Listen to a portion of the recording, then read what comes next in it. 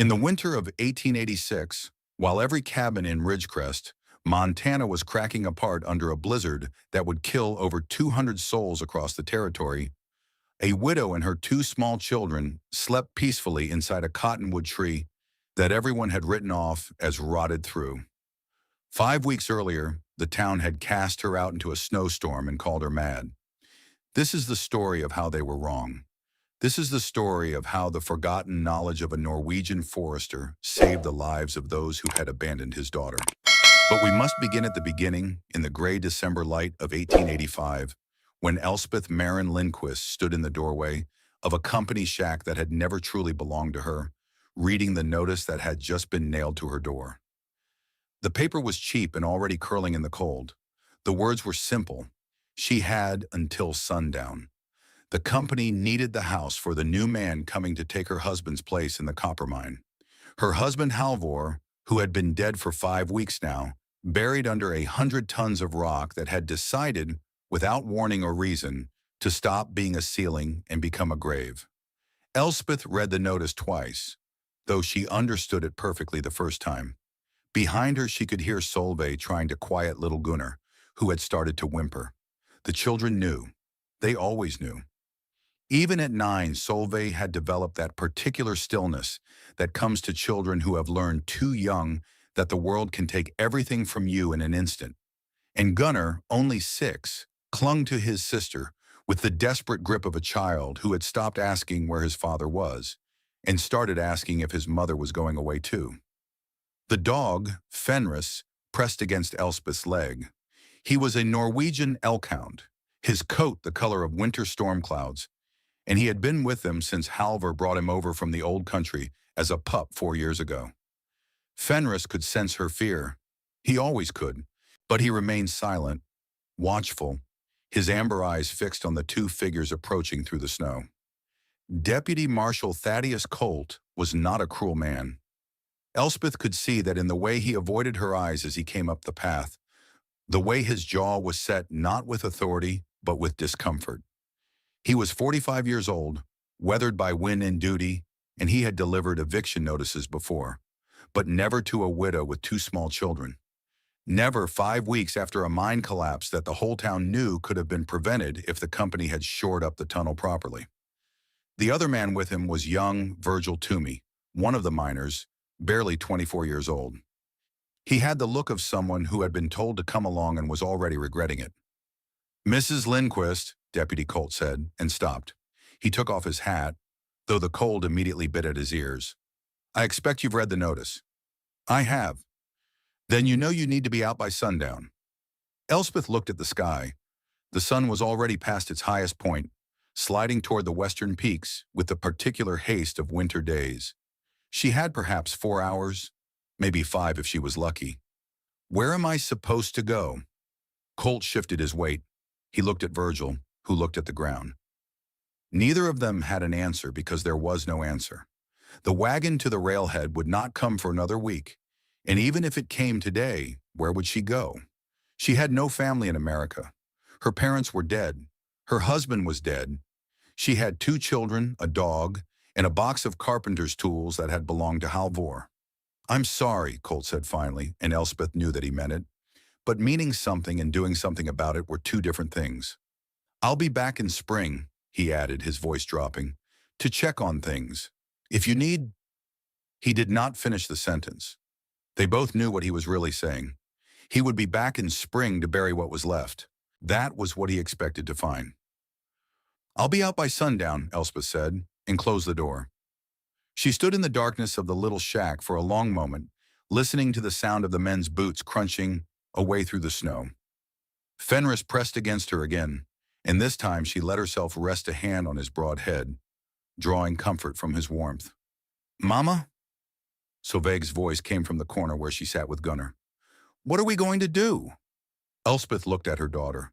Solveig had her father's eyes, a blue so pale it was almost gray, and her mother's dark hair, though hers was still long, where Elspeth kept hers pinned practical and short.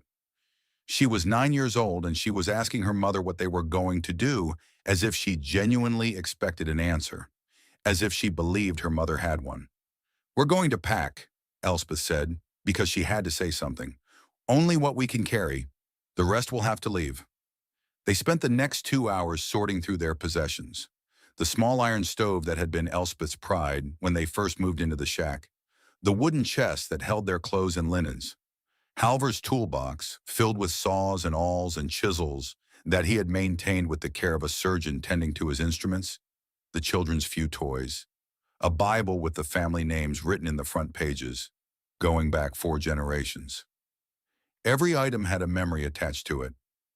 Every choice felt like a small death. But Elspeth was practical above all things. She packed what they could carry in the small hand-pulled cart that Halvor had built. Blankets. Food. Halvor's axe in his small hand saw. A tinderbox. The Bible. And little else. The sun was sliding toward the horizon when she finally gathered her courage and went to the nearest cabin to ask for shelter.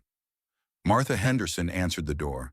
She was a thick-bodied woman with kind eyes and rough hands, and she and Elspeth had spoken pleasantly enough over the back fence on summer days. But when she saw Elspeth standing there with her 2 children and her dog, those kind eyes went flat with calculation. "I can't," Martha said before Elspeth could even finish asking. "We barely have room for ourselves. And the children. You understand." Elspeth understood. She understood perfectly. Charity was a summer virtue in these mountains. In winter, it could kill you. She tried 3 more cabins. Frank Holloway, who had worked the same tunnel as Halvor, closed his door with an apology that sounded almost sincere. The widow Morrison would not even open hers all the way. And when Elspeth came to the finest house in Ridgecrest, the home of Josiah Mercer, who owned the lumber mill and half the town, it was not Josiah who answered, but his wife, Prudence. Prudence Mercer was 54 years old, handsome in a severe way, with silver-streaked hair pulled back so tightly it seemed to stretch the skin of her face. She looked at Elspeth for a long moment, taking in the shabby coat, the exhausted children, the too proud lift of the chin that Elspeth could not quite suppress. "We don't shelter burdens," Prudence said and shut the door. The word hit Elspeth like a slap. Burdens. She had been many things in her 36 years. A daughter, a wife, a mother. She had crossed an ocean and half a continent. She had buried a husband and kept her children fed and clean and loved despite everything. And now she was a burden. She walked away from the Mercer house with her children trailing behind her and her dog pressed close to her side. And something inside her went very quiet and very cold. The sun was touching the western peaks now. The temperature had already dropped 10 degrees since noon and would drop 20 more before midnight. The sky had that particular clarity that promised a bitter, killing cold. Elspeth had seen such skies before. In Norway, in the high valleys of Setesdal, where her father had worked as a forester. She knew what they meant. The men came just before sundown. There were 4 of them, including Virgil Toomey, and they did not look at Elspeth as they moved her remaining possessions out into the snow. The iron stove, the wooden chest, Halvor's toolbox with his carefully maintained implements. They set everything in a pile by the road, and then they went into the shack and began preparing it for the new man who would arrive next week. Elspeth stood beside her pile of belongings with Solveig holding Gunnar's hand and Fenris pressed against her leg, and she watched the windows of the town light up one by one with the warm glow of fires as the dusk deepened into true dark. No door would open to her. She understood that now. She was a problem that had been removed, a loose thread snipped from the communal fabric. They felt pity, perhaps. But pity was not the same as action, and action was what she needed. The first flakes of snow began to fall. And in that moment, with the cold pressing in, and her children shivering beside her, and the whole town turning its back, a memory surfaced in Elspeth's mind. A memory of summer light filtering through birch leaves. A memory of her father's hands, thick with calluses, resting against the trunk of an ancient tree. A memory of his voice, low and steady as always. The heart of a tree can die, Lillestjernen. Fungus and time can eat it away, leaving it hollow. The loggers call it rot, worthless. But they are wrong. A tree can live 100 years with a hollow heart, and that hollow can be a shelter. Little Starling, that was what he had called her. Lille Stjernen, Little Starling. Her father, Torsten, had been a forester in the Setesdal Valley of Norway, a man who understood wood the way a priest understood scripture. He had taught her to read the signs of a hollow tree, the way the bark grew in strange, swirling patterns, the presence of shelf-like fungi, the sound a tree made when you struck it, deep and resonant like a drum instead of solid and dull. And Elspeth had seen such a tree. A month ago, while gathering firewood in a narrow canyon a mile and a half from town, she had come across a cottonwood of impossible size, 14 feet in diameter at its base, 80 feet tall or more, a giant that the loggers had ignored because it was too massive to fell easily, too twisted to mill into clean lumber. A tree that almost certainly had a hollow heart. It was madness. She knew it was madness.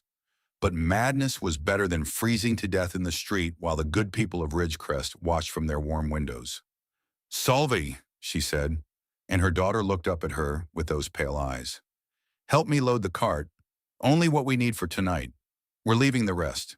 Where are we going?" Elspeth looked toward the dark bulk of the mountains, toward the canyon she remembered. The snow was falling harder now, and the wind was beginning to pick up. "Home," she said. "Take a moment here. Picture yourself in Elspeth's shoes.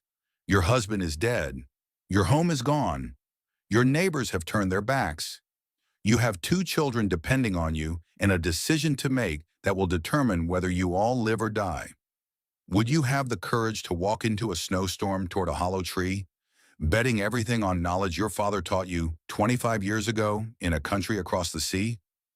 Think about that, because Elspeth did not hesitate. She simply began to walk.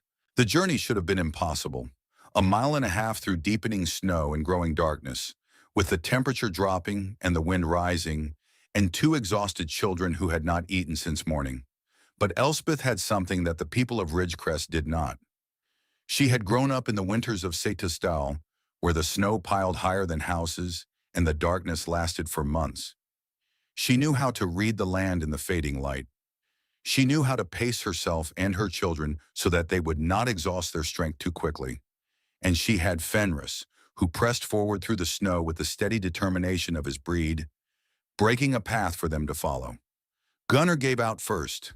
He simply stopped walking, his small body trembling with cold and exhaustion, and when Elspeth turned back to look at him, his face was almost peaceful with resignation. He was 6 years old, and he had already learned to stop fighting. She lifted him onto her back, wrapping his arms around her neck, and kept walking. Solveig lasted longer. She was her father's daughter, stubborn and silent, putting one foot in front of the other with mechanical determination. But even stubbornness has limits, and Elspeth could see her daughter beginning to stagger. It was then, in the darkest moment, that help came from an unexpected direction. A figure emerged from the swirling snow ahead of them. Elspeth's hand went to the axe at her belt, her body tensing for a threat. But Fenris's tail was wagging, and as the figure drew closer, she saw that it was just a boy. 14 years old, maybe 15, with a thin face and watchful eyes and a brace of rabbits slung over his shoulder. "You're that Lindquist woman," the boy said, "the one they turned out." "Yes." He looked at her for a long moment, then at the children, then at the deepening snow around them. Something shifted in his expression, a decision being made. "I'm Callum Crenshaw. I know these hills. Where are you trying to go?" "The canyon, the one with the big cottonwood." He did not ask why. He simply nodded and moved to the cart, taking one of the pull ropes from Elspeth's numb hands. "I know the tree. Follow me." They walked together through the storm, the boy breaking trail with the easy familiarity of someone who had spent his life in these mountains. He did not talk much, but he kept looking back to make sure they were still following, and when Solveig stumbled, he caught her arm and steadied her without breaking stride. The canyon appeared suddenly, a dark slash in the white landscape, and there, rising against the storm-gray sky, was the tree. It was even larger than Elspeth remembered, a titan among trees, its massive trunk twisted by centuries of wind, its branches spreading wide enough to shelter a small house beneath them. The bark was deeply furrowed, dark with age, and even in the dim light, Elspeth could see the telltale swirls and bulges that her father had taught her to recognize. This tree had a hollow heart. She was sure of it. She circled the base, her mittened hands brushing away snow, searching for an opening. The wind was howling now, driving snow into her face, and her fingers were growing clumsy with cold. Behind her, she could hear Gunnar whimpering softly into her shoulder. And then she found it. On the leeward side of the trunk, sheltered from the main force of the wind, was a dark opening almost completely obscured by a thick growth of wild raspberry canes. They were brittle and skeletal with winter, frosted white, but they hid the entrance effectively enough that a casual observer would never see it. Elspeth took the axe from her belt and began hacking at the frozen canes. They broke with sharp cracks that were swallowed by the roar of the blizzard. Callum moved to help her, pulling the cut brush aside, and within minutes they had cleared the opening. It was a fissure in the ancient bark, no wider than Elspeth's shoulders. Beyond it was darkness. Absolute darkness that smelled of damp earth and decay, and something else. Something ancient and still. Fenris pushed past her legs and squeezed through the opening. For a moment there was silence. Then Elspeth heard his tail thumping against wood, and he gave a soft bark that sounded almost like approval. "He says it's safe," Solveig said quietly. "Then we follow him." Elspeth helped Gunnar down from her back and guided him through the opening, then lifted Solveig through after him. She turned to Callum, who was standing in the snow with his rabbit still over his shoulder, watching with an expression she could not read. "Thank you," she said, "for helping us." "What are you going to do? Live in there?" "Yes." He was silent for a moment. Then he nodded once, as if confirming something to himself. "People are going to call you crazy. They already do." Something that might have been a smile flickered across his thin face. "I'll check on you, when I can." He turned and began walking back toward town, his figure quickly swallowed by the swirling snow. Elspeth watched him go, then turned and squeezed through the opening into the heart of the tree. Inside, the world changed. The screaming of the wind dropped to a distant, muffled moan. The oppressive, crushing weight of the cold seemed to lift, replaced by a still, less aggressive chill. It was not warm, but it was not the killing cold of the outside. It was the passive, neutral temperature of deep earth. Elspeth stood very still for a moment, letting her eyes adjust. The darkness was nearly complete, but not quite. Some ambient light filtered through the entrance, and as her vision adapted, she began to make out the shape of the space around her. It was larger than she could have hoped. An irregular cavern nearly 9 feet across at its widest point, perhaps 11 feet high, where the hollow extended upward into the trunk. The walls were thick and fibrous, the living wood of the tree surrounding her like the ribs of a great sleeping beast. The ground was a deep bed of rotted wood pulp, damp and spongy under her feet. Gunnar was already pressed against Solveig, both of them huddled against one curved wall, with Fenris lying across their laps. The dog looked up at Elspeth when she entered, and even in the darkness she could see the gleam of his eyes and the thump of his tail. "Is this our new home, Mama?" Gunnar asked. His voice was very small. Elspeth knelt beside her children and pulled them both into her arms. They were cold, all of them, but they were alive. They were out of the wind. They were together. "Yes," she said, "this is our new home. We're in the heart of the tree." "Does the tree have a heartbeat?" Solveig asked. Elspeth rested her hand against the curved wooden wall. She could feel the texture of the living wood, the grain running up toward the distant sky, the tiny movements of a massive organism settling into winter sleep. It did not have a heartbeat, not like a human heart, but there was a pulse to it nonetheless, a slow, patient rhythm of sap and growth in ancient life. "No," she said, "but it will keep us warm." They slept that night curled together in the dark heart of the tree, wrapped in every blanket they had brought, with Fenris pressed close against them. The storm raged outside, but its fury was muted by 3 feet of living wood, and when Elspeth woke in the gray dawn, She found that her children were still breathing, still alive, still pressed against her with the trusting heaviness of sleep. She had survived the first night. Now she had to build a home. The first days were the hardest, not because of the cold, though the cold was brutal enough, but because of the sheer magnitude of what needed to be done. Elspeth had shelter, but shelter was not the same as home. The floor of the hollow was damp with decades of accumulated rot. The air was musty and close. There was no light, no heat, no way to cook food or purify water. But Elspeth had not survived a childhood in the high valleys of Norway by giving up when things were difficult. She had learned from her father that survival was not about comfort, but about solving problems one at a time, in order of urgency, with patience and determination. The first problem was the floor. Using a shovel head from Halvor's toolbox, she began the painstaking work of digging out the damp wood pulp. It came up in great spongy chunks, heavy with moisture, smelling of earth and decay. She hauled it bucket by bucket out of the entrance, piling it to one side, her hands raw inside her gloves and her back screaming with every lift. Solveig helped as much as she could, carrying smaller loads, holding the lantern that Elspeth lit sparingly to preserve their small supply of oil. Even Gunnar tried to help, dragging handfuls of debris to the entrance with his small mittened hands. And Fenris, unable to dig but unwilling to be useless, kept watch at the entrance, his ears pricked for any sound of approach. 2 days it took to clear the floor down to the dense, intertwined roots of the tree itself. 2 days of backbreaking labor in the dim light, with the cold pressing in every time Elspeth stopped to rest. But at the end of those 2 days, she had a solid foundation of living root in hard-packed earth. The second problem was insulation. Elspeth knew from her father that cold rose from below as much as it seeped in from the sides. A bare floor, no matter how solid, would leach heat from anyone sleeping on it. She needed a barrier. She found her answer in the creek that ran through the canyon 100 yards from the tree.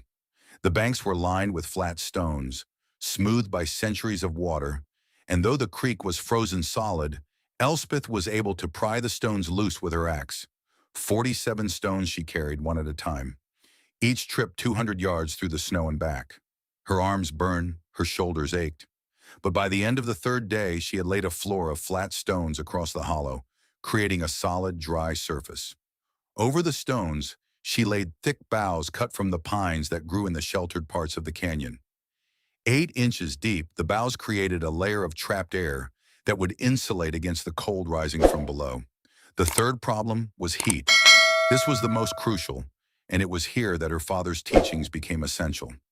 "You are not fighting the cold, Lilla Stjernen," he had told her long ago, in a forest far from here. "You are filling a vessel. The walls of your shelter are not a shield against winter. They are a container for warmth." The walls of her cottonwood home were 3 feet thick, 3 feet of living wood, porous and fibrous, filled with tiny air pockets. Where Josiah Mercer's cabins had walls that chilled through in hours, hers would take days to lose their warmth.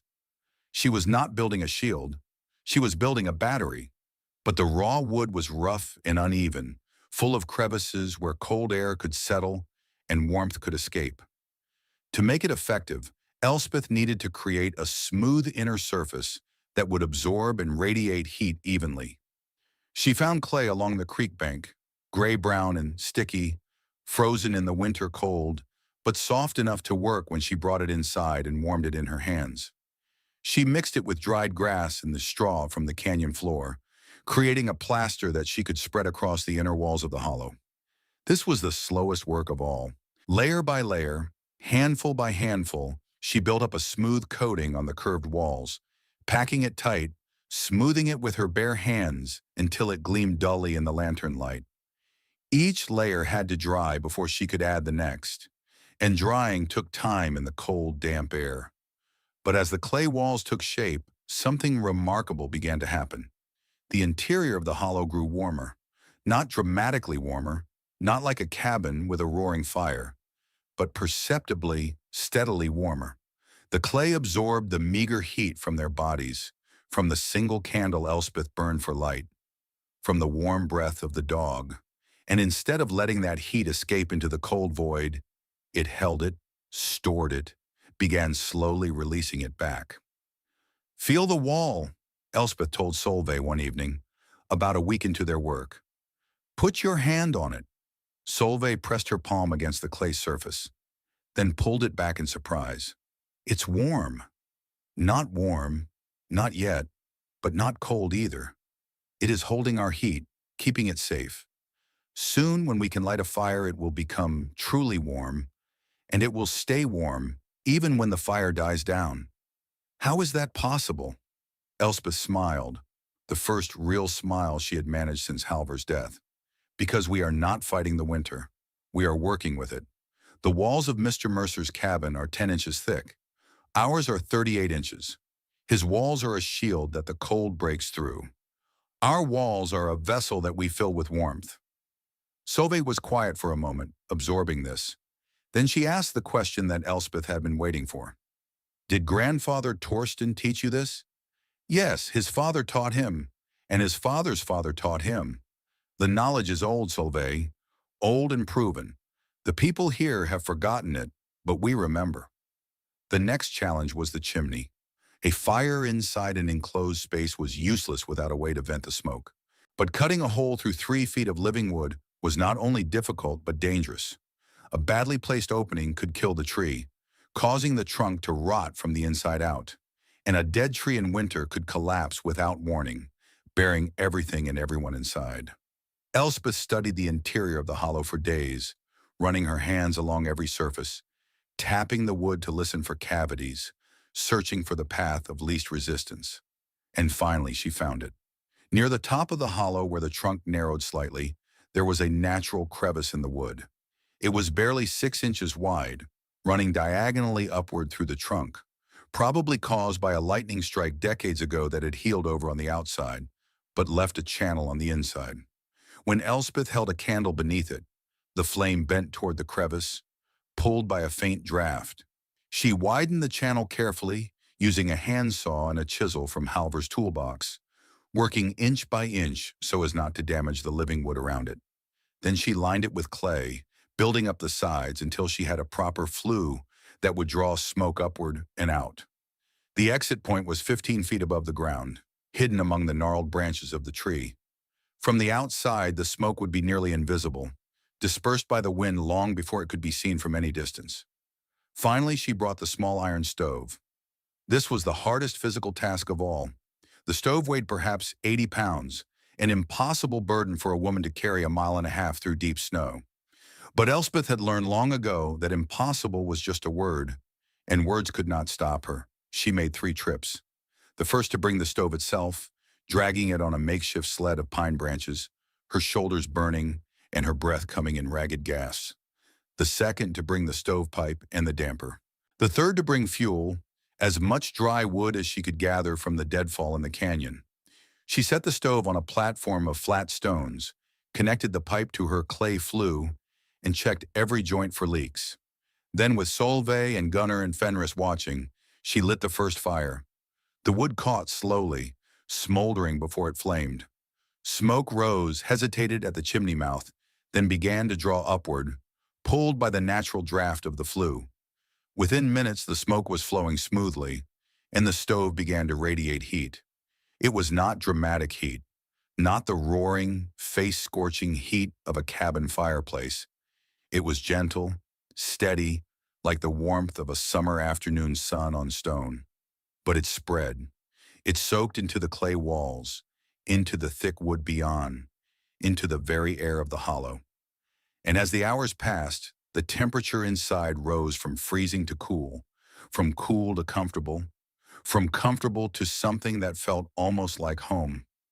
That night, for the first time since they had entered the tree, Elspeth's children fell asleep without shivering. It was during this period of furious work that she made a discovery that felt like providence. She had been expanding the living space, carefully cutting away a section of rotten wood near the top of the hollow to increase the headroom. Her saw bit through soft, punky material, easy to work, and she had removed a large chunk before she noticed that the cavity she was opening extended upward into a secondary chamber. She climbed up to investigate, holding her lantern high. The secondary chamber was smaller than the main hollow, perhaps 4 feet across and 3 feet high, tucked into a bulge in the trunk, and it was filled with honeycombs. Wild bees had made their home here, perhaps decades ago. They were long dead now, killed by some winter cold or disease, but their work remained. Thick sheets of wax honeycomb hung from the walls, still heavy with crystallized honey, golden and fragrant in the lantern light. Elspeth touched one of the combs, and her finger came away, sticky with sweetness. "Mama?" Solveig's voice came from below. "What is it?" Elspeth could not speak for a moment. Honey was not just sweetness. Honey was food, medicine, trade goods, survival. 30 pounds of honey, maybe more, waiting to be harvested, enough to supplement their meager supplies for months, enough to barter for flour and salt when the snow melted. "Gunnar," she called down, her voice thick, "come see what your grandfather sent us." The boy climbed up to peer into the chamber, his eyes going wide when he saw the hanging combs. "Honey, a gift," Elspeth said, "from far away and long ago." They harvested the honey carefully over the next several days, melting the combs in a pot on the stove and straining the liquid gold into the cleaned-out coffee tins that Elspeth had saved. 32 pounds of honey, enough to sweeten tea, to soothe coughs, to provide energy when other food ran low. Word of the widow in the tree spread through Ridgecrest the way all news spread in small towns. Slowly at first, then all at once. It started with the trappers who worked the canyon country. One of them, passing by the giant cottonwood on his rounds, saw a thin wisp of smoke rising from somewhere near its base. He thought his eyes were playing tricks on him at first. Spirit smoke, he told himself. Some trick of the light. But he smelled it too, the unmistakable scent of burning pine. And when he looked closer, he saw tracks in the snow. Human tracks, leading to and from the tree. He hurried back to town with a story that was met first with disbelief, then with derision, then with a kind of morbid curiosity. Josiah Mercer decided to see for himself. He was a man of facts, as he often said, and this was a fact that needed verifying. Josiah Mercer was 58 years old, the owner of the lumber mill and the most successful builder in Ridgecrest. He had constructed half the cabins in town, and he understood wood the way a surgeon understood anatomy. He knew its strengths and weaknesses, its capabilities and limitations. And he knew with absolute certainty that living inside a hollow tree in a Montana winter was suicide. He trudged through the deep snow to the canyon on a gray December afternoon, his skepticism a comfortable weight around his shoulders. He expected to find the woman dead, or dying, or fled. What he found instead stopped him in his tracks. The tracks were fresh. The smoke was rising lazily from somewhere above the entrance, and Elspeth Lindquist herself emerged from the base of the tree as he approached, her face smudged with soot, dragging a deadfall branch behind her for firewood. She looked at him without surprise, as if she had been expecting him. She did not stop working. "What in God's name are you doing, woman?" Josiah finally demanded, his voice echoing in the quiet canyon. "Living." "Living?" He gestured at the tree, at the snow, at the whole impossible situation. "That's not living. That's a slow death. The damp will get in your bones. The rot will sicken you. The first real storm will split this trunk and bury you alive." He spoke with the absolute certainty of an expert, his words laying out a logical, undeniable death sentence. He had 35 years of experience behind him. He knew what he was talking about. Elspeth looked at him for a long moment. Then she looked at the massive trunk of her new home, at the clay-lined entrance, at the thin stream of smoke rising from the hidden flue above. "A wall that breathes is not a tomb, Mr. Mercer," she said quietly.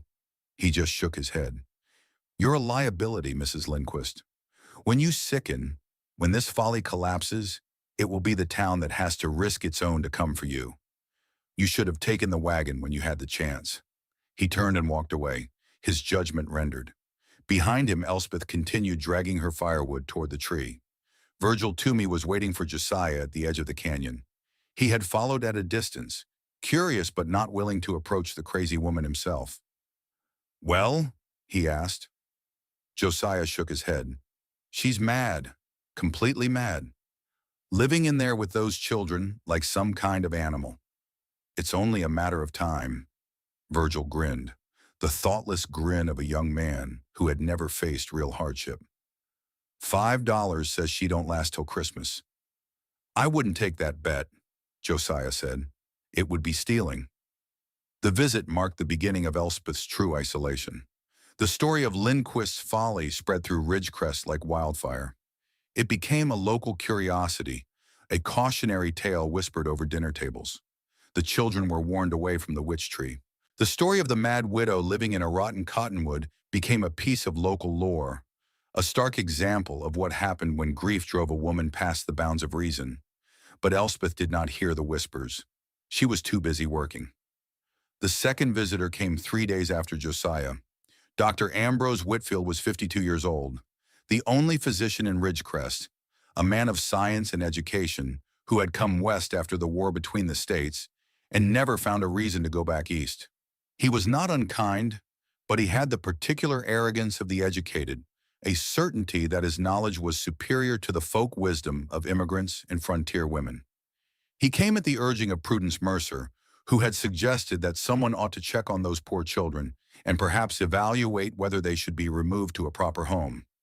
Dr. Whitfield agreed that this was a reasonable concern. He found Elspeth plastering a section of wall while Solveig held the lantern, and Gunnar sat in the corner playing with a wooden horse that Halvor had carved for him. Fenris raised his head when the doctor appeared at the entrance, but Elspeth did not stop working. Mrs. Lindquist, the doctor said, ducking his head to peer into the hollow, I've come to examine the children.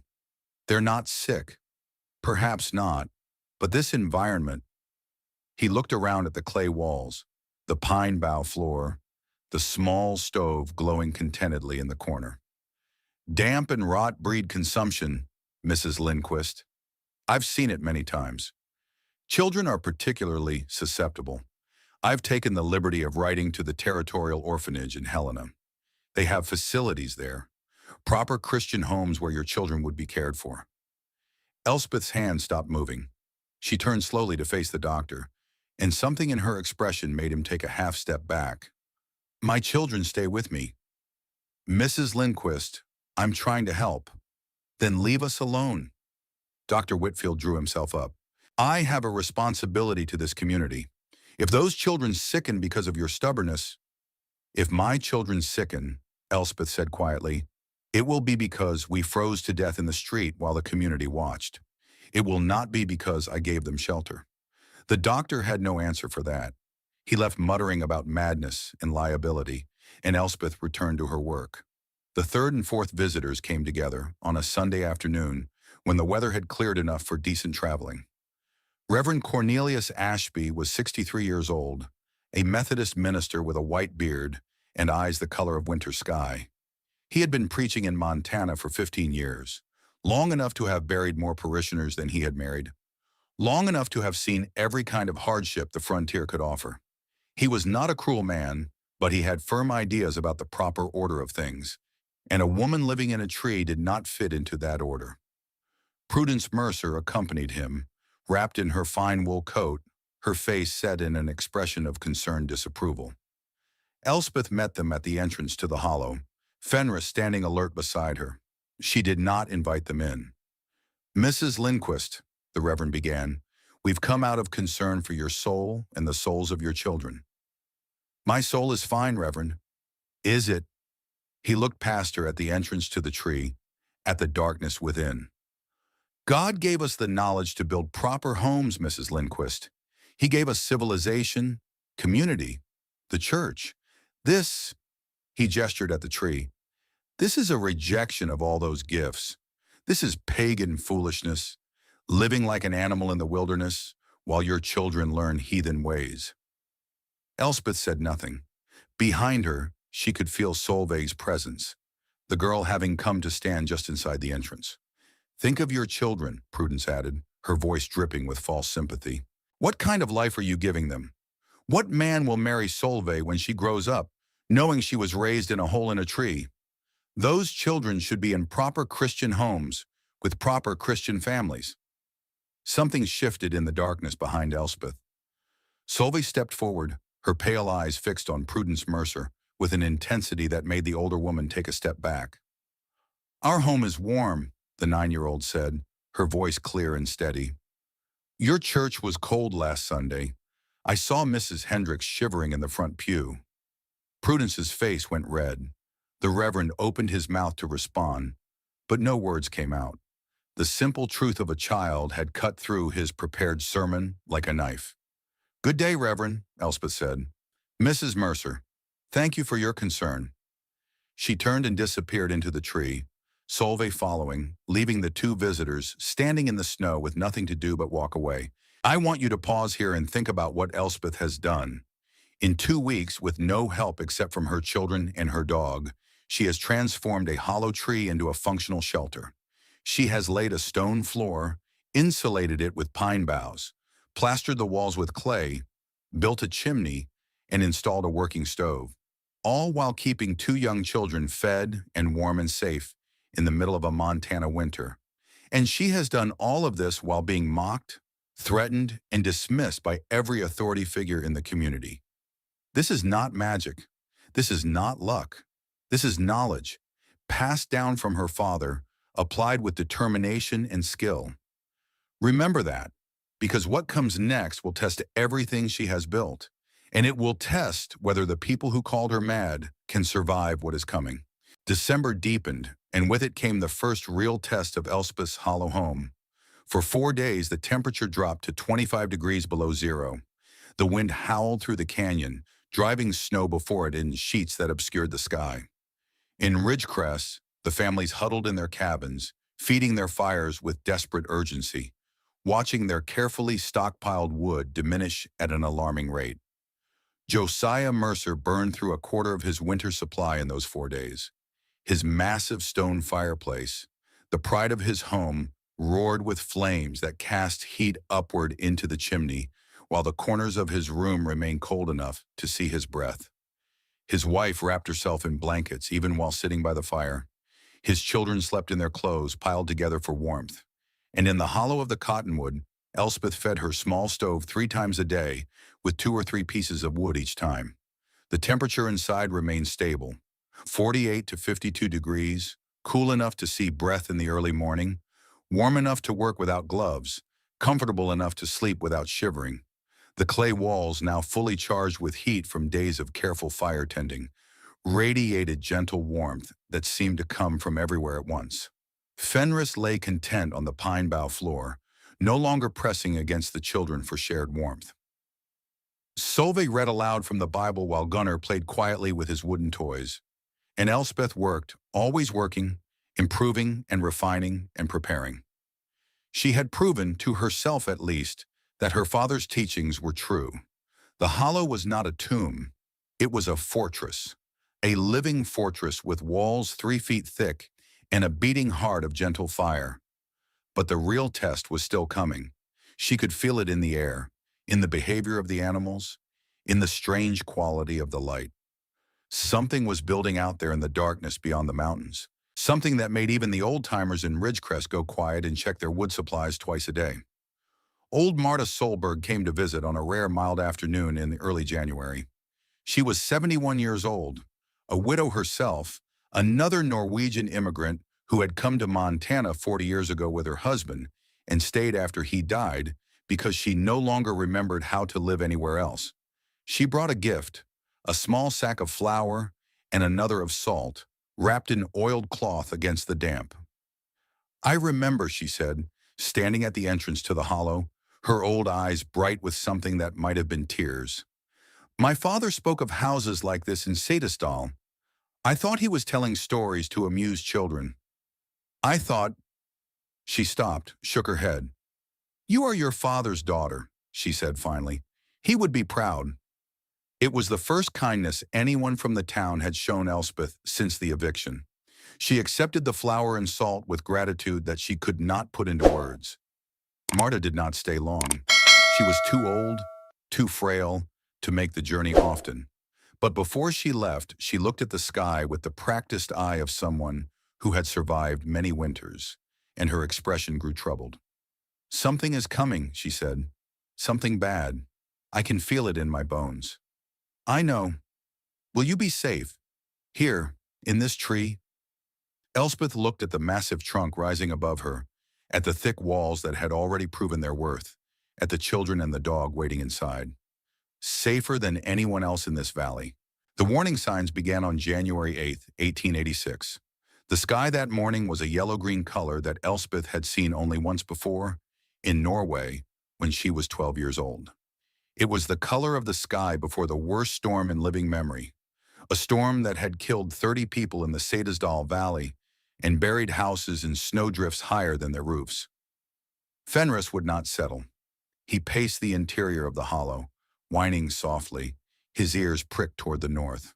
When Elspeth led him out to relieve himself, he turned immediately to face the direction of the wind and began to bark, sharp, urgent barks that echoed through the canyon. The animals knew. They always knew. At midday, Emmett Boone appeared at the entrance to the hollow. He was 67 years old, a trapper who had lived in these mountains for 4 decades, a man who knew the wilderness better than anyone in the territory. His weathered face was grim. "I've seen this sky once before," he said without preamble. "In '56. You need to be ready." "I am ready." He looked at her for a long moment, then at the hollow behind her, then at the massive trunk of the tree. "I believe you are," he said finally. "God help the rest of them." He turned and disappeared into the wilderness, heading for his own cabin high in the mountains, where he had survived the storm of '56 and would try to survive this one. Elspeth spent the rest of the day preparing. She gathered every piece of dry wood she could find within 100 yards of the tree and stacked it inside the entrance, protected from the weather. She filled every container she had with water from the creek, knowing that the creek would freeze solid and stay frozen for weeks. She checked the flue, the stove, the clay walls, searching for any weakness that might fail under the stress of a major storm. And she gathered her children close and explained what was coming. "There is going to be a very bad storm," she told them as they sat together on the pine bough floor. "The worst storm any of us has ever seen. It may last for days. During that time, we must stay inside. We must keep the fire burning. We must keep each other warm." "Will we be safe?" Gunnar asked, his small hand finding hers. Elspeth looked at the clay walls surrounding them, at the thick wood beyond, at the ancient tree that had stood for centuries against everything the mountains could throw at it. "Yes," she said, "we will be safe." Solveig met her mother's eyes, and in that moment, something passed between them, an understanding, a recognition that this was the test they had been building toward all along. Everything they had done, every stone laid and branch cut and handful of clay smoothed, had been preparation for what was coming. "Then we're ready," Solveig said. At 2 o'clock in the afternoon on January 9th, 1886, the storm arrived. The cold came first. It came like a wall, like a physical force slamming into the valley with the impact of something solid. The temperature dropped 45 degrees in 90 minutes, plummeting from a manageable 10 above zero to an impossible 40 below. The air itself seemed to crystallize, becoming thick and heavy, too cold to breathe without pain. Then came the wind. It was not a gust or a gale, but a constant, overwhelming pressure, a scream of moving air that drove snow before it not in flakes, but in a horizontal sheet of white. Within minutes of the wind's arrival, visibility dropped to nothing. The world beyond the entrance of the hollow simply ceased to exist, replaced by a roaring chaos of white. Think about this moment.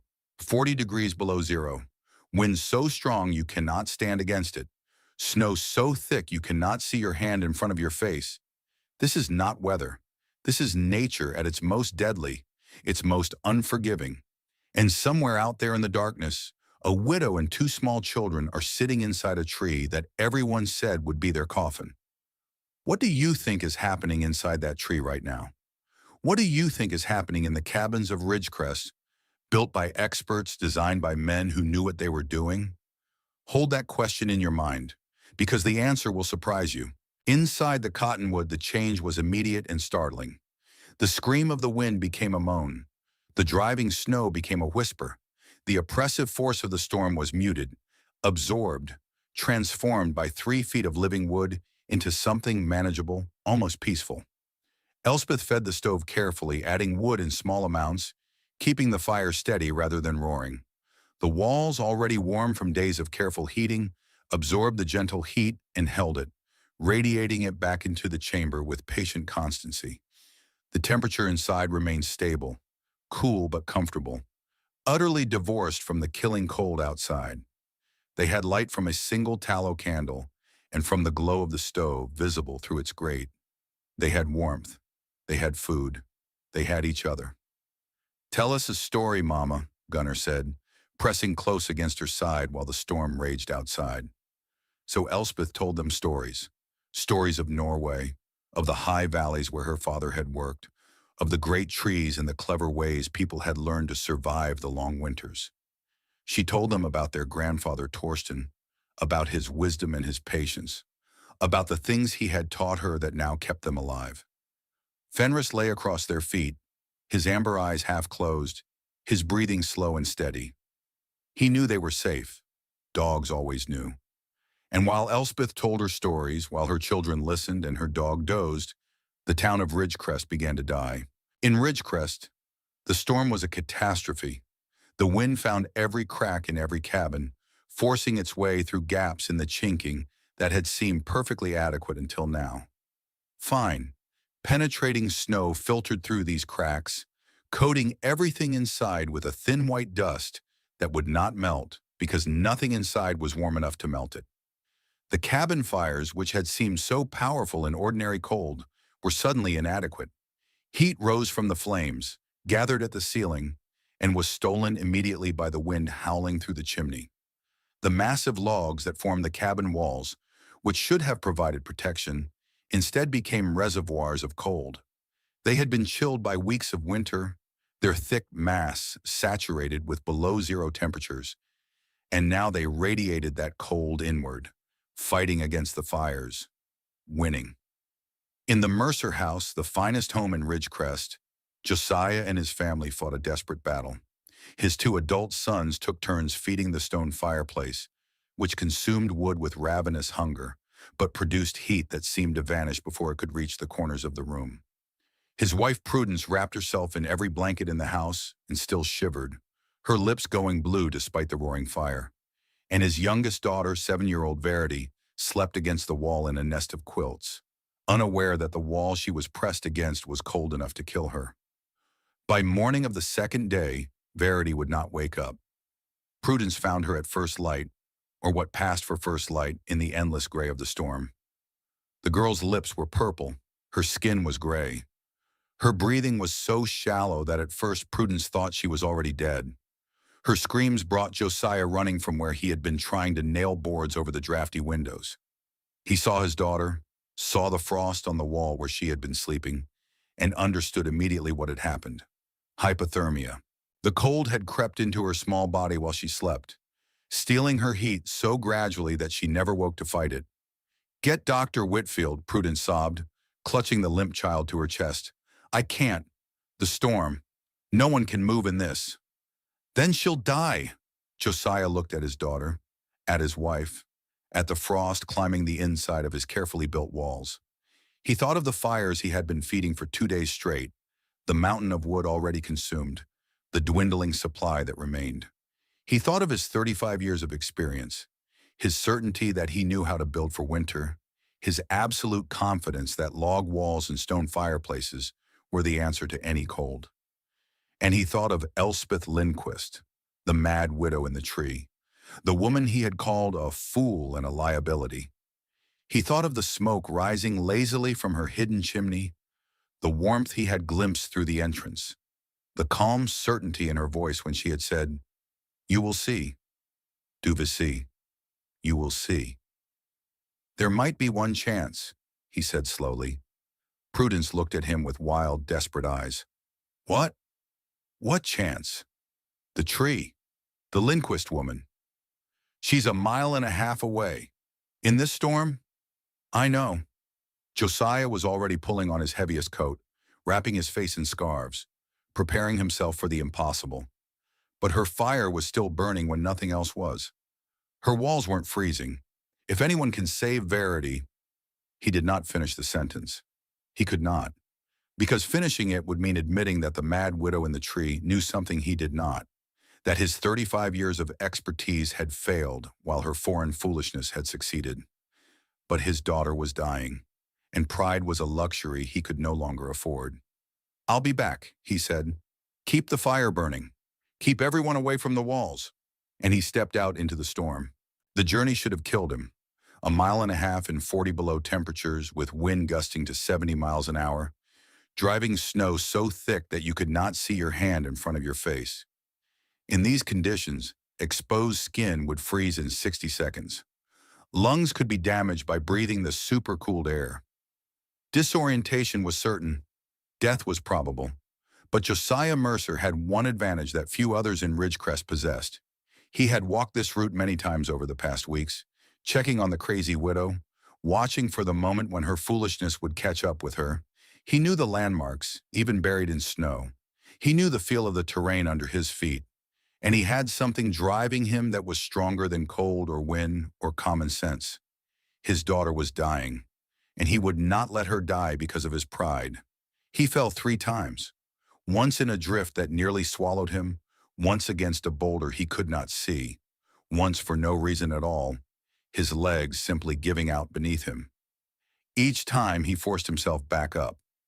Each time he thought of Verity's gray face, her blue lips, the terrible stillness of her small body. The journey that should have taken 30 minutes in good weather took nearly 3 hours. When he finally stumbled into the shelter of the canyon, when he saw the massive trunk of the cottonwood rising against the white chaos of the storm, he was more dead than alive. His face was a mask of ice. His fingers had no feeling. His legs moved by sheer will rather than any sensation.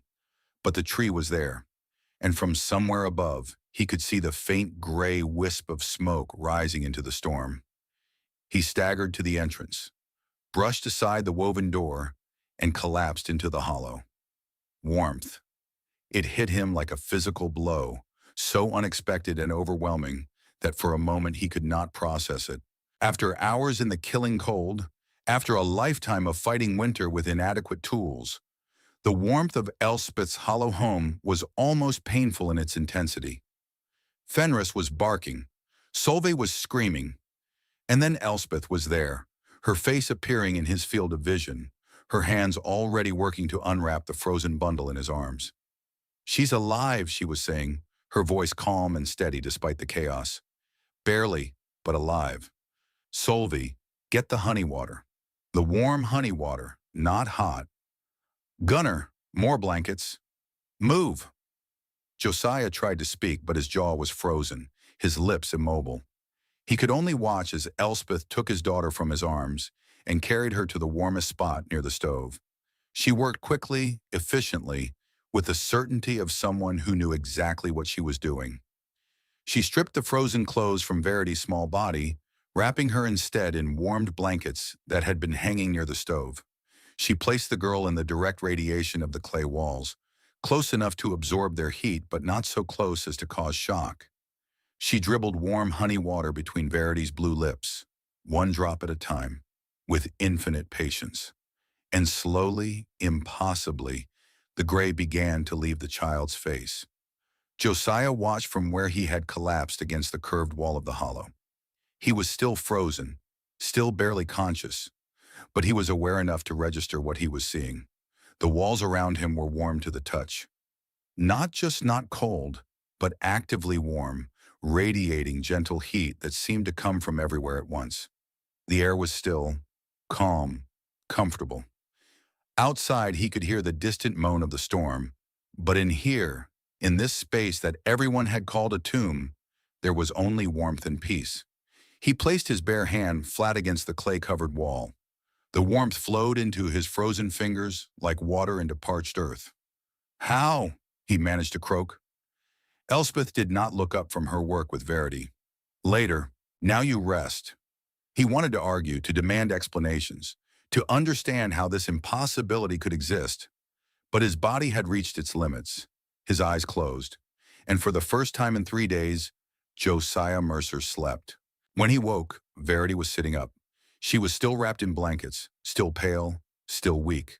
But her eyes were open and her cheeks had color, and when she saw her father watching her, she managed a small smile. "Papa," she said, "the tree is warm." Josiah stared at his daughter for a long moment. Then he looked around at the curved walls, the clay surface gleaming softly in the candlelight, the small stove glowing contentedly in the corner.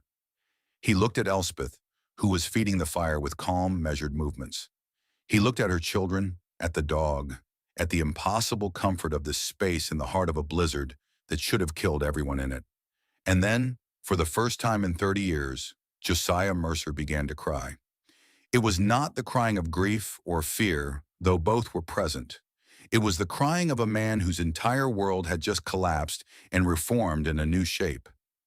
Everything he had believed about building, about shelter, about surviving winter, had been proven wrong.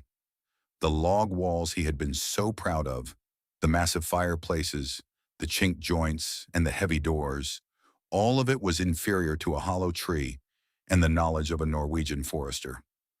"I called you mad," he said when he could speak again. "I called you a fool. I laughed when they bet against your survival. I told everyone who would listen that you were building your own tomb." Elspeth continued feeding the fire. "I know. I was wrong. I was wrong about everything." "Yes. How?" He gestured at the walls, the ceiling, the whole impossible structure. "How did you know? How does this work?" Elspeth was quiet for a moment, her hands still busy with the fire. When she spoke, her voice was soft but clear. "You build your houses to fight winter, walls like shields, fires like weapons.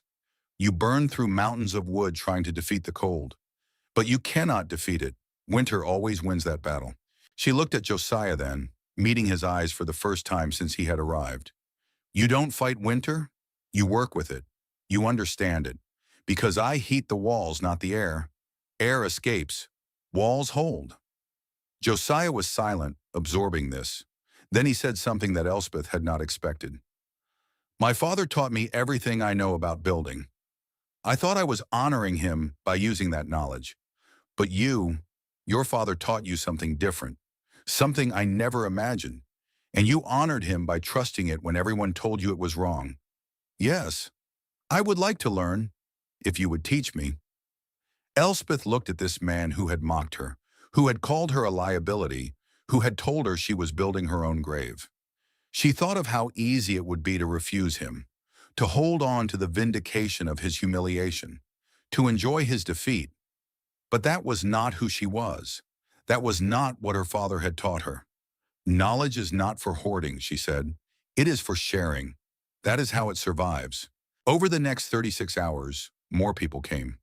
Virgil Toomey arrived first after Josiah, shamefaced and half-frozen, having followed the tracks that Josiah had left in the snow before they were covered by the drifting. He said nothing when he entered, just stood against the wall with his eyes down, absorbing the impossible warmth. Hours later, when the hollow was crowded with survivors and the fire crackled softly in the corner, Virgil finally spoke. His voice was hoarse, barely audible above the muffled howl of the storm outside. "I bet $5 you wouldn't last till Christmas," he said to Elspeth. "I laughed about it with the boys at the saloon. I said you were building your own coffin." He pulled a crumpled bill from his pocket and held it out to her with trembling fingers. "I lost that bet, but I figure I owe you more than $5. I owe you my life."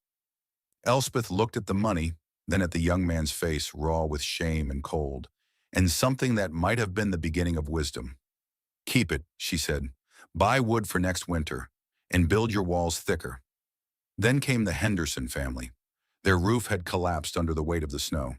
The father had carried his youngest child through the storm, while the mother led the older two by rope tied around their waists. They arrived as a family of living ghosts, white with frost, barely conscious. Elspeth took them in without a word.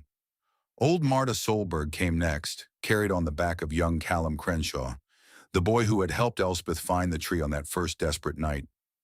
Marta was 71 years old and weighed perhaps 90 pounds, and Callum had carried her a mile and a half through the worst storm in memory because he refused to let her die alone in her cabin. More came. The widow Patterson with her infant son. Two miners whose bunkhouse had lost its chimney to the wind. A family of 5 from the edge of town whose fire had gone out and could not be relit. 14 people eventually crowded into the hollow of the cottonwood tree.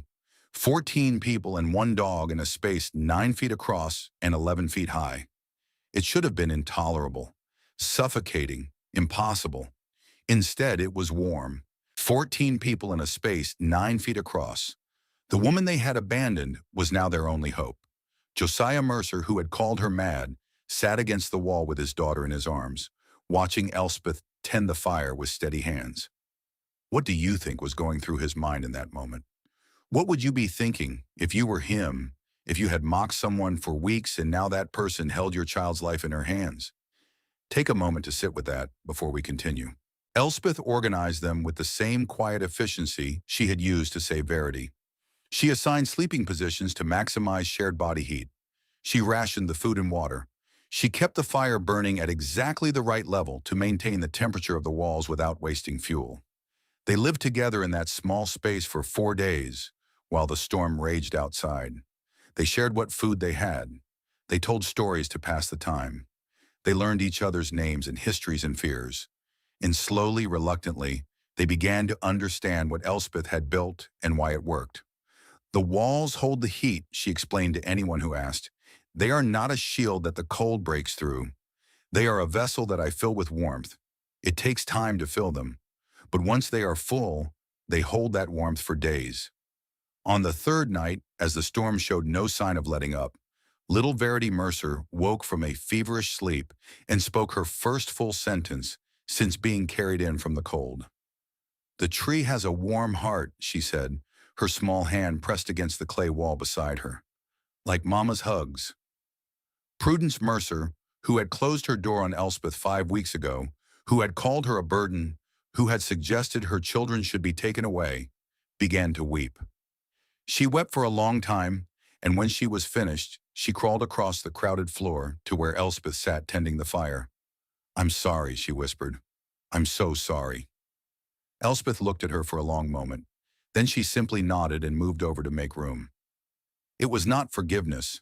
Perhaps forgiveness would never come, but it was acknowledgement, and sometimes that is where healing begins. The storm broke on the morning of January 13th. Elspeth woke to silence. Not the muffled silence of sound absorbed by thick walls, but true silence. The silence of a world holding its breath. She rose carefully, stepping over sleeping bodies, and made her way to the entrance of the hollow. The woven door was blocked by a drift of snow. She pushed through it with difficulty, breaking the crust of ice that had formed, and stepped out into a transformed world. The sun was rising over a landscape that had been rewritten in white. Every familiar shape was gone, buried under monumental drifts sculpted by the wind into alien forms. The trees of the canyon were half buried, their branches heavy with snow. The creek was invisible, somewhere beneath feet of white, and the sky above was a blue so pure and deep that it almost hurt to look at. Behind her, the massive cottonwood stood unchanged. Its bark was glazed with ice, its branches heavy with snow, but its trunk was solid and strong, completely unharmed by the storm that had destroyed so many lesser structures. Elspeth stood in the silence and the cold and the brilliant light, and she felt something she had not felt since Halvor's death. She felt hope. Over the next hour, the other survivors emerged one by one. They stood in the snow, wrapped in whatever blankets and coats they had managed to bring, and they looked at the tree that had saved their lives. Some of them cried, some of them laughed. Virgil Toomey fell to his knees and stayed there for a long time, his head bowed, his shoulders shaking. Old Marta Solberg was carried out by Callum and set gently on a clear patch of ground where the sun could warm her face. She looked up at the tree with eyes that held something like reverence. "My father knew," she said to no one in particular. "He knew all along." Among those who came to the tree in the days after the storm was Deputy Marshal Thaddeus Colt. He did not come for shelter. The storm had spared his cabin, though just barely. He came because he could not stop thinking about the woman he had evicted into a blizzard 5 weeks ago. He found Elspeth outside the hollow, helping Callum stack firewood for the families who had lost everything. When she saw him approaching through the snow, she stopped working, but did not speak. "I've come to apologize," he said. The words came hard, forced out past years of authority and certainty. I was following orders when I put you out. But I should have. You could have let us stay one more night, Elspeth said quietly. You could have spoken to the company. You could have done many things. I know. He looked at the massive tree, at the entrance to the hollow, at the evidence of everything he had failed to see. I told you I'd be back in spring to bury what was left. Instead, here you are burying our dead and saving our living. Yes, I won't forget that. He met her eyes for the first time since the eviction. None of us will. He turned and walked away through the snow. It was not forgiveness. Perhaps forgiveness would never come. But it was acknowledgement. And sometimes that is where healing begins. Dr. Ambrose Whitfield arrived from Ridgecrest late that afternoon. He had waited until the storm ended, until travel was possible, until it was safe for him to make the journey. When he stepped into the clearing and saw the survivors, saw the children playing in the snow outside the tree, saw the impossible evidence of their survival, his face went through a series of expressions that Elspeth would remember for the rest of her life. Disbelief, confusion, and finally a kind of humbled wonder. How many, he asked. 14, Elspeth told him. 14 people, 4 days, in a space 9 feet across. He approached the hollow slowly, as if approaching a shrine. He ducked his head and looked inside, at the clay-lined walls, the stone floor, the small stove still glowing gently in the corner. He reached out and touched the wall, and his face changed when he felt the warmth. The temperature inside, he said slowly. What was it? During the storm? Between 48 and 52 degrees. It never varied. And outside was 40 below. He shook his head slowly. That's a differential of nearly 100 degrees. With that small a fire, that should not be possible. And yet, Elspeth said simply, he had no answer for that. The evidence was all around him, warm and undeniable. I owe you an apology, he said finally. I suggested your children should be taken from you. I wrote to the orphanage in Helena. I told them you were unfit. I know. I was wrong. About everything. I was so certain that my education made me wiser than a widow with folk knowledge from a foreign country, but you knew things that my education never taught me, and you saved 14 lives because of it.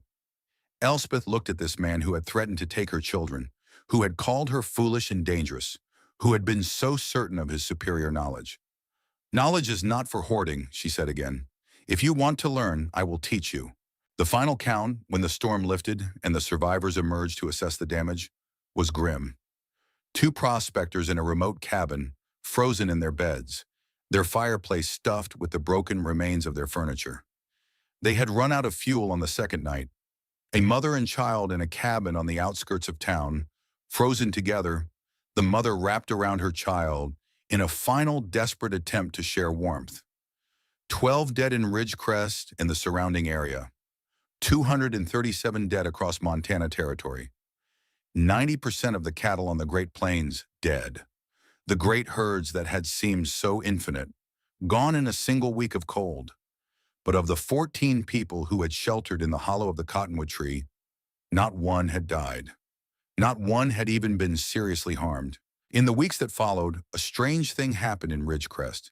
People came to the tree. They came alone and in groups, on snowshoes and on horseback, making the 1.5-mile journey that had seemed so impossible during the storm. They came to see the hollow with their own eyes, to feel the warm walls, to understand what had saved 15 lives when the best-built cabins in the valley had failed. Josiah Mercer came every day. He measured the walls. He examined the chimney. He asked questions that Elspeth answered patiently, explaining principles that he had never heard of, concepts that contradicted everything he thought he knew about building. 35 years, he said one afternoon, standing outside the tree with his notebook in his hand. 35 years I've been building houses in these mountains, and everything I knew was wrong. Not wrong, Elspeth said. Incomplete. Your way works well enough in ordinary winters. But the old ways know things that your way has forgotten. My father taught me everything I know. He learned from his father. We thought we were passing down wisdom, but somewhere along the way, We forgot the most important part. Then we must remember it again. That is all we can do. Spring came late that year, as it always does after a hard winter. By April, the snow was finally retreating from the valley floor. The creek ran again, swollen with meltwater. The first green shoots pushed up through the mud, and in Ridgecrest, a transformation was underway. 6 new houses were being built that spring. Not log cabins in the traditional style, but something new, something different. Josiah Mercer had taken everything he learned from Elspeth and adapted it to conventional construction. The new houses had walls 2 feet thick, built of logs with the gaps filled not just with chinking, but with compacted earth and straw. They had masonry stoves instead of open fireplaces, massive structures of brick and stone that absorbed heat and radiated it slowly. They had earth berms piled against their north-facing walls, insulating them against the coldest winds.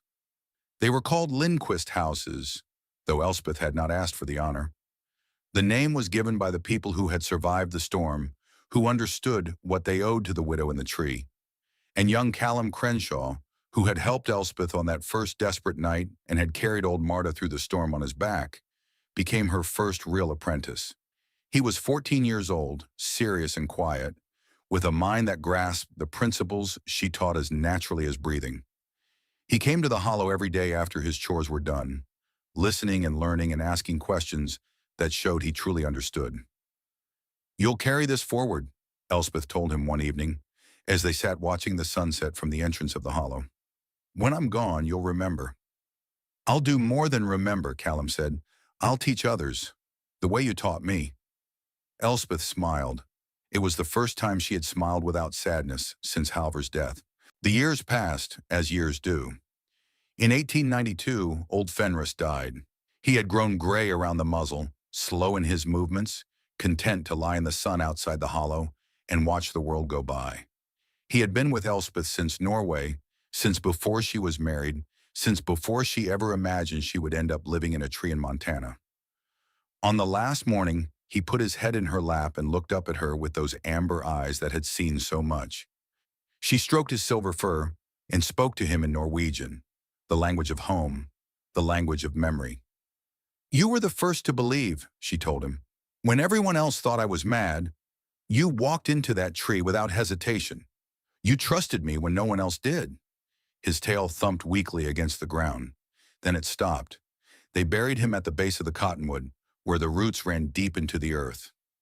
Callum carved a marker from a piece of the tree itself, fallen bark that had the color and grain of ancient wisdom. "The first to believe," and it read, and below that, the dates of his life. In 1897, Solveig married Callum Crenshaw. She was 21 years old, tall and strong and beautiful, with her father's pale eyes and her mother's quiet determination. He was 26, no longer the skinny boy who had helped a desperate widow in a snowstorm, but a man who had become the most sought-after builder in the territory. They were married in the hollow of the cottonwood tree, with the curved walls and the gentle warmth and the living wood as their witnesses. Reverend Ashby, who had once called Elspeth's home pagan foolishness, performed the ceremony with tears in his eyes. "I was wrong about this place," he said quietly to Elspeth afterward. "I thought it was a rejection of God's gifts, but I think now that it was a different kind of gift, one I was too blind to see." Gunnar stood beside his mother, 17 years old now, already planning to leave for Bozeman in the fall to study engineering. He would design houses for cold climates, he had decided. He would take his mother's knowledge and his grandfather's wisdom and turn it into something that could be taught in universities, measured by instruments, understood by science. "I'm proud of you," Elspeth told her son after the ceremony. "Both of you. You will carry this forward. You will make sure it is never forgotten again." "It won't be forgotten," Gunnar said. "I promise." In 1901, on a warm day in July, Elspeth Maren Lindquist died. She was 52 years old. She had outlived her husband by 16 years, had raised her children in a hollow tree, had saved 15 lives in the worst storm in Montana history, had taught a new way of building to a community that had once turned its back on her. She died in the hollow, of course. It was the only home she had ever truly known. the only place she had ever felt her father's presence after his death. Solveig was with her, and Solveig's daughter, a girl of 3 with Halvor's eyes and Torsten's stubborn chin. "Tell her," Elspeth whispered, her voice barely audible, "when she's old enough. Tell her about her great-grandfather. Tell her about the hollow heart. They will say the old ways are wrong, that knowledge from books is better than knowledge from fathers and mothers and grandparents. But don't let her believe them. Don't let her forget." "I won't," Solveig promised, tears streaming down her face. Elspeth smiled. She looked at the walls around her, the clay smooth and warm, the wood ancient and living, the home she had built with her own hands when everyone said it was impossible. "The hollow heart," she whispered. "It was always warm." And then she was gone. They buried her beside Fenris, at the base of the cottonwood tree. Callum carved her marker from the same fallen bark, with the same careful letters. "Elspeth Maren Lindquist," it read, 1849 to 1901. "She taught us to work with the land, not against it. She showed us that the old wisdom was wisdom indeed." And below that, in smaller letters, a phrase in Norwegian that Torsten had taught her when she was a child in Setesdal. "Det hule hjerte det varmeste." The hollow heart is the warmest. The cottonwood tree stood for another 50 years. By 1950, when it finally fell in a spring windstorm, it had become a landmark, a pilgrimage site, a reminder of what was possible when knowledge was valued over pride. Thousands of people had visited the hollow over the decades, had touched the warm walls, had heard the story of the widow who had saved 15 lives. The techniques Elspeth had used had spread far beyond Ridgecrest. The Lindquist method, as it came to be called, influenced building practices throughout the Mountain West. Engineers studied the thermal mass principles. Architects incorporated earth-bermed walls and masonry heating into their designs. What had once been dismissed as folk wisdom was recognized as sophisticated passive heating, centuries ahead of its time. Gunnar Lindquist earned his degree from Montana State and went on to design heating systems for buildings across the northern United States. His daughter became an architect, her son became a professor of sustainable design, and they all knew the story. They all remembered where it came from. Many decades later, a team of researchers came to Ridgecrest to study what remained of the original Lindquist houses. They set up instruments, took measurements, analyzed the thermal performance of structures that had been built a century earlier. Their findings confirmed what Elspeth had known all along. The thick-walled, earth-bermed, masonry-heated houses built according to her principles had an effective insulation value nearly 5 times higher than standard log construction of the same era. They used approximately 1/5 the fuel to maintain comfortable temperatures. They demonstrated principles of passive solar heating and thermal mass storage that would not be formally understood for another half-century after they were built. "The remarkable thing," one researcher wrote, "is that these principles were known. They were practiced in Scandinavian countries for centuries, but they were dismissed as primitive by settlers who believed that their modern methods were superior. It took a single woman, trusting in her father's teachings, to prove what should never have been forgotten." A bronze plaque was placed at the site where the cottonwood had stood, though the tree itself was long gone. The plaque told the story of Elspeth Lindquist, of the storm of 1886, of the 15 lives saved in a hollow tree. "Here," the plaque read, "ancestral knowledge proved wiser than expert certainty." This is the end of Elspeth's story, but it is not the end of the lesson. Think about your own life. Think about the knowledge your parents and grandparents tried to pass down to you. How much of it did you dismiss as old-fashioned? How much did you ignore because it did not come from experts or universities? Somewhere in that dismissed knowledge, there might be wisdom that could save your life, or save someone else's. The hollow heart is the warmest, not because it lacks substance, but because it has room to hold what matters. Remember that. And if this story has touched you, share it with someone who needs to hear it, because the old wisdom only survives if we pass it on.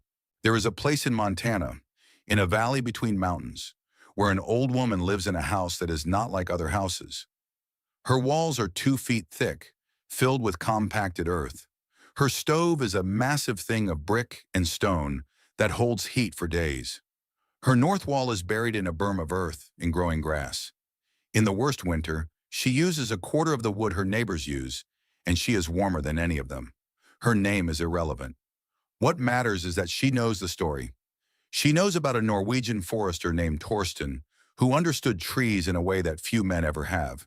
She knows about his daughter Elspeth, who crossed an ocean and half a continent, who lost her husband to a mine collapse and her home to a community's indifference, who built a new home in the hollow heart of a cottonwood tree. She knows about the storm of 1886, about 15 lives saved, about a wisdom that was nearly lost and then recovered.